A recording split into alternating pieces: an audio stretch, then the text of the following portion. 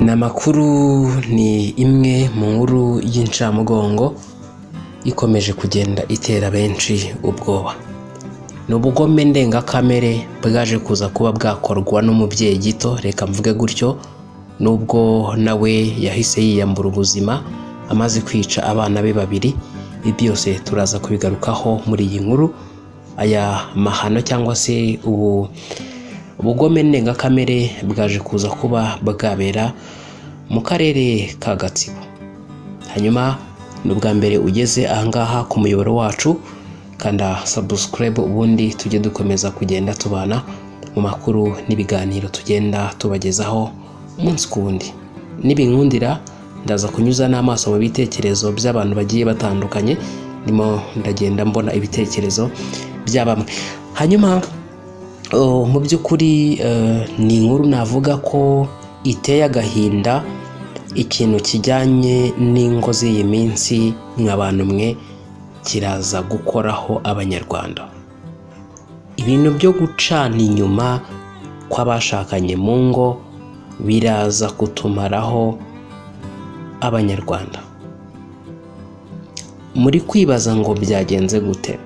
Iyi nkuru ndashaka ko tuyihera mu muzi. Hanyuma icyo nkwisabiye nuko uniza umwanya wawe ukabana nanjye ubundi nkakugezaho iyi nkuru. Uyu mugore mbere yuko afata uyu mwanzuro wo kwica abana be babiri, nawe agahita yiyahura, byumvikane ko mu rugo n'umugabo we batari babanye neza, bari babanye mu buryo bw'amakimbirane. Uyu mugore rero ngo yagize gutya yikora mu nda, nawe ahita apfa nyine ariyahura. Nyimvuga ngo yikoze mu nda nuko yafashe abana be babiri abaha ikinini cy'imbeba barapfa, hanyuma nawe arakinywa, bombi bitaba Imana. Ibi ngibi byabereye mu karere ka Gatsibo mu murenge wa Muhura. Uyu mugore akaba yari ari mu kigero cy'imyaka 30 y'amavuko. Nk'abantu ibi bintu birababaje kandi biteye ubwoba.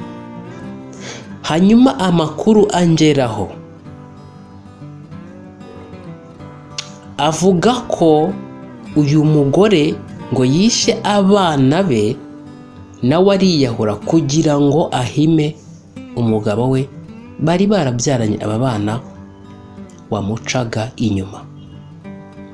Ngo arangije aravuga ngo aho kugira ngo abana banjye mbasigire uyu mugabo, ndabanza mbavane ku isi, ndabanza mbahe ikinini cy'imbeba bapfe, ubundi nanjye nindangiza nigendere.